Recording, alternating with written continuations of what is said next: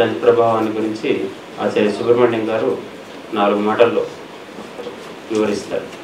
మామూలు కళ్ళకి కనిపించకుండా మరికొంత మేర వ్యాపించి ఉండే ఆరా, దాని గురించిన చిత్రాన్ని చూపించేటువంటి ప్రయత్నాన్ని మన రాజకుమార్ చేస్తూ ఉన్నారు. దాన్ని మనం గమనించినట్లయితే మనం సవరించుకోవడానికి చాలా ముందంజ వేయవచ్చు. ప్రస్తుతం గారు తేజోమూర్తిగా కనిపిస్తున్నారు. అంటే ఆయనదనమాట ఈ ఆరా ఫోటో. అయితే దాన్ని మీరు గమనించినట్లయితే మీకు మామూలు శరీరం కంటే అతీతంగా వ్యాపించి ఉండడాన్ని గమనించవచ్చు. అలాగే దానిలో వేరు చక్రాలు, వాటి ఉనికి, వాటి స్వరూపం అవన్నీ కూడా స్పష్టంగా మనకు కనిపిస్తున్నాయి. చిత్రం వారి యొక్క స్థానం, వారు ఏ స్థాయిలో ఉన్నారు ప్రస్తుతం అనేటువంటి విషయాలు కూడా తెలుస్తాయి. ఇవి ప్రస్తుతం అనే విషయాన్ని కూడా మేము గుర్తుపెట్టుకోవాలి, ఎందుకంటే సాధన పెరిగిన కొద్దీ స్థాయి పెరుగుతుంటుంది కాబట్టి. అలాగే వారి యొక్క ఈ ఆరా యొక్క సైజుని గమనించినప్పుడు కూడా ఒక స్థాయి తెలపబడుతూ ఉంది. ఇక్కడ మనం గమనించాల్సినటువంటి మరో విశేషం ఉంది. ఏంటంటే ఇప్పుడు ఏవైతే అంశాలు చూడండి, ఇంగు యాంగ్ ఉన్న వాటి యొక్క ఇన్ను యాంగ్, ఆ రెండింటి యొక్క సమతౌల్యం అనేటువంటిది కూడా అక్కడ కనిపిస్తుంది. అయితే మనం గమనించాల్సిన ముఖ్యాంశం ఏంటంటే, మనం శక్తిపాతం అనే పదం వింటూ ఉంటాం. అక్కడ ఏమిటి అంటే చేతిని ఉంచడం అన్నమాట. అంతేకాదు మనకి ధ్యానంలో అందరికీ అనారోగ్యాన్ని తొలగించేటువంటి స్పర్శ వైద్యం, క్రిమచ్చిదానంత గోవిందాన్ని బట్టి మంత్రం చేస్తూ స్పర్శ కలిగించడం. అయితే అలా స్పర్శ కలిగించినప్పుడు వచ్చే మార్పులు ఏమిటి అనేటువంటి దాన్ని కూడా దీనిలో చూడవచ్చు అనమాట. మీరు ఇంత క్రితం చూసినటువంటి చిత్రానికి దీనికి కూడా తేడా కనిపిస్తోంది చూడండి. అంటే ఇది మామూలుగా ఉన్నది, ఇది చేయబట్టడం ద్వారా వచ్చినటువంటి మార్పు అనమాట. అలాంటి మార్పులని మనం గమనించినప్పుడు మీరు ఇందాకటి చక్రంలో చూడండి, రెండవ చక్రం యొక్క కలర్ చూడండి, ఆ చక్రముల యొక్క కలర్స్ కూడా మారిపోతూ ఉన్నాయి. అలాగే మొత్తం ఆరాన్ని చూసినప్పుడు కూడా మీకు ఆ పింక్ కలర్ బాగా పెరిగింది ఎప్పుడు ఈ చేతి మీద నెత్తి మీద ఉంచినప్పుడు. అట్లాగే వైలెట్ కలర్గా మారింది, దాని ప్రభావం కూడా వేరువేరుగా ఉంటుంది. ఇందాక ఉండేటువంటి గ్రీన్ స్థాయి డీప్ గ్రీన్గా మారింది. అలాగే ఆరా యొక్క సైజు కూడా 70గా పెరిగింది. ఇలాంటివి మనం గమనించినప్పుడు ఏం లేదు, మనకు ఈ ప్రక్రియల్లో దీని ఉద్దేశం ఏంటంటే మంత్ర జపాల వల్ల ఏం పెరుగుతుంది, తీర్థం తీసుకోవడం వల్ల ఏం పెరుగుతుంది, హోమం చేయడం వల్ల ఏం పెరుగుతుంది, అలాగే స్పర్శ వల్ల ఏం పెరుగుతుంది, ఇలాంటివన్నిటిని అధ్యయనం చేయడానికి, దాని ద్వారా వేటి ద్వారా మన యొక్క ఆరాను పెంచుకున్నట్లయితే మనకు ఆనంద స్థాయి పెరుగుతుంది అనేటువంటి దాన్ని గుర్తించడానికి కూడా వీటిని మనం వినియోగించుకుంటుండవచ్చు. మనకు కిషన్రావు గారి యొక్క ఆరాని ఫోటో తీసినప్పుడు అక్కడ వచ్చేటువంటి స్వరూపాలు కూడా మీరు గమనించవచ్చు. ఆజ్ఞా చక్రం చాలా ప్రస్ఫుటంగా బలంగా ఉంది. అంటే వారి యొక్క ఆలోచనను అందరూ ఆమోదించేలాగా ఉంటుంది అనడానికి అది నిదర్శనం అన్నమాట. అలాగా మనం వ్యక్తిత్వాన్ని సవరించుకోవాల్సిన మార్గాలని కూడా తెలుసుకునేందుకు పనిచేస్తుంది. ఇది మామూలుగా మీకు తెలిసినదే. ఆ వైట్ కలర్ దగ్గరికి చేరుకున్నట్లయితే అది బాగుంటుంది. అంటే సమస్థితికి, దేనికి లొంగకుండా ఉండే స్థితికి అది ఉపకరిస్తుంది అనే విషయాన్ని మనం గుర్తించవచ్చు. అంటే దీన్ని మనం చేసే క్రియల నిదర్శనంగా చూపించడానికి దీన్ని వాడుకోవచ్చు. మన పరిశోధనలో కూడా దీన్ని ఉపయోగించుకోవచ్చు. సహస్రార చక్రం కూడా చాలా బ్రైట్ అయిపోయింది. ఈ రకంగా సమస్థితిగా ఉండి ఈ వైట్ కలర్ వచ్చినప్పుడు ఎటువంటి అనారోగ్యాలు, ఈవిల్ ఎఫెక్ట్స్ ఏమి దరిచేరవు అనేది ఆరా దాంట్లో చెప్పేటటువంటి మాట. అదేవిధంగా ఆరా సైజు, ఆరా కలరు డీప్ రెడ్ కలర్ దగ్గర నుంచి ప్రతి ఒక్కరికి కిందకి జరుగుతూ ఉంటుంది. మనం చేసే మంత్రాలు కానీ, ధ్యానము, తర్వాత రుద్రాక్ష, ఇలాంటి వాటిని కనుక ధరించి మనం జపం చేసినట్లయితే పై స్థాయి నుంచి ఆటోమేటిక్గా కిందకి దిగుతూ ఉంటుంది. ఈ వైట్ కలర్లో కనుక వచ్చినట్లయితే ఎటువంటి అనారోగ్యాలు గురి కావు అని చెప్తారు. వైట్ కలర్లో వచ్చినంత మాత్రం సరిపోదు. ఈ చక్రాలు కూడా సైజు బాగా కరెక్ట్గా ఉండాలి. చక్రాల సైజు తగ్గిపోతూ ఉంటే, మూలాధారం కనుక తగ్గిపోతూ ఉంటే ఇంట్లో సమస్యలు, అనారోగ్యము, ఆహార లోపము ఇలాంటివి ఉంటాయి. ప్రయోగం కోసం గురువు గారి ఆశీస్సులతో దీన్ని ముందుకు తీసుకొని వెళ్ళాలని అనుకుంటున్నాను. రాజ్ కుమార్ గారి ఆశయాలు, ఆకాంక్షలు పరిపూర్ణంగా నెరవేరాలని, కాబట్టి మన స్థాయిని మనం గుర్తించుకోవడం కోసం, మనం ఏ రకంగా ఎదగాలో ప్రయత్నం చేయడం కోసం, దానికి ఏది సహకారం తీసుకోవాలని చూసుకోవడం కోసం ఇటువంటి విషయాలు విలువపడతాయి. రాజ్ కుమార్కు అభినందనలు అందరి ద్వారా తెలియజేద్దాం. చివరగా ఈరోజు మనకు వేద పఠనంతో ఆశీస్సులు అందించినటువంటి మిత్రులు శ్రీ కశ్యప్ గారు, శ్రీ ఆదిత్య గారిని సంస్థ అధ్యక్షులు ఆచార్య సుబ్రహ్మణ్యం గారు సత్కరించాల్సిందిగా కోరుతున్నాను. కశ్యప్ ఆదిత్య గారు, శ్రీ ఆదిత్య శర్మ గారు, శ్రీ కశ్యప్ శర్మ గారు. తర్వాత మనకు మధురంగా గానాన్ని ఆలపించినటువంటి కుమారి ప్రజ్ఞ, ఎంఐ బిఆర్ కుమార్తె, వారంతా కలిసి జ్యోతిర్వాస విజ్ఞాన సంస్థ కోసం కృషి చేస్తున్నారు వస్తుంది.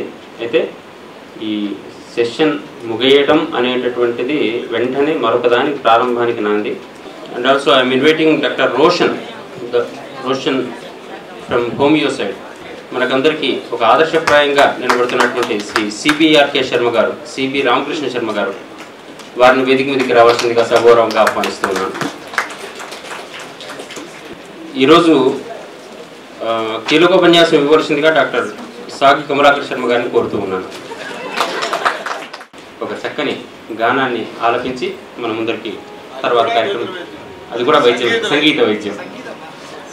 మాధవ మేరతిం దేహి నాథ నాథ మాధవ మేరతిం దేహి మాధవ మేరతిం దేహి నాథ నాథ మాధవ మేరతిం దేహి మాధవ మేరతిం దేహి నాథ నాథ మాధవ మేరతిం దేహి మాధవ మేరతిం దేహి నాథ నాథ మాధవ మేరతిం దేహి మాధవ మేరతిం దేహి.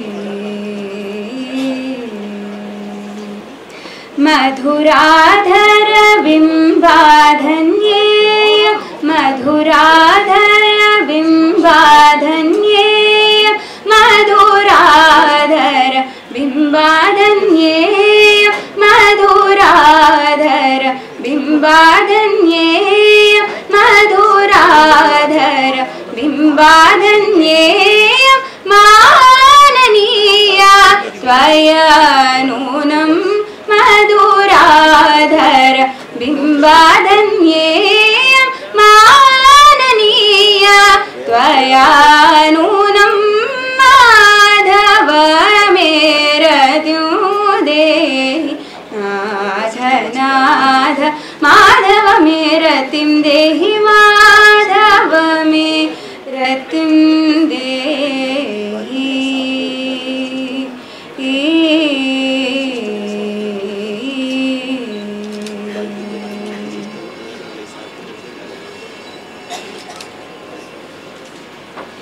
दीन जनलया घना देवकी वरनंदन आदीन जनलया घना देवकी वरनंदन आदीन जनदया घना देवकी वरनंदना मानिनी मानभञ्जना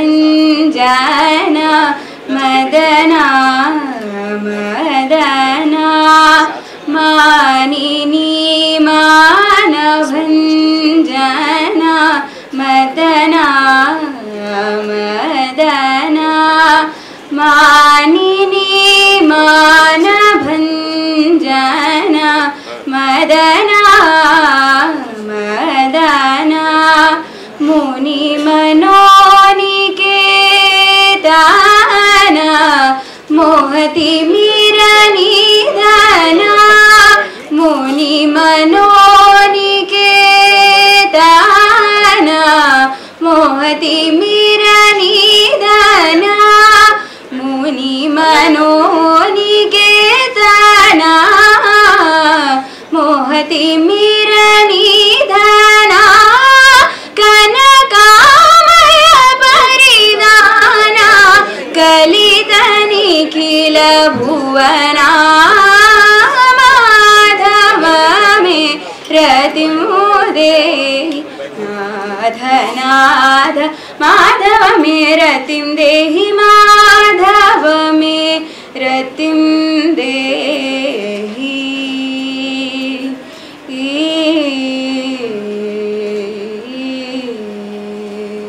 तरणि कोटि किरण तामस गुण निर्हरण तरणि कोटि किरण तामस गुण निर्हरण तरणि कोटि किरण तामस गुण निर्हरण तरणि कोटि किरण तामस गुण निर्हरण तारका मुक्ताभरण दास पोषण तारका मुक्ताभरण दास पोषण दूरित दुर्जन गान दोषरहित चरण दूरित दुर्जन गान दोषरहित चरण दूरित दुर्जन गान दोषरहित चरण नर नारायण तीर्थ वनिता निज चरण माधव में रतिं देहि नाथ नाथ माधव में रतिं देहि माधव में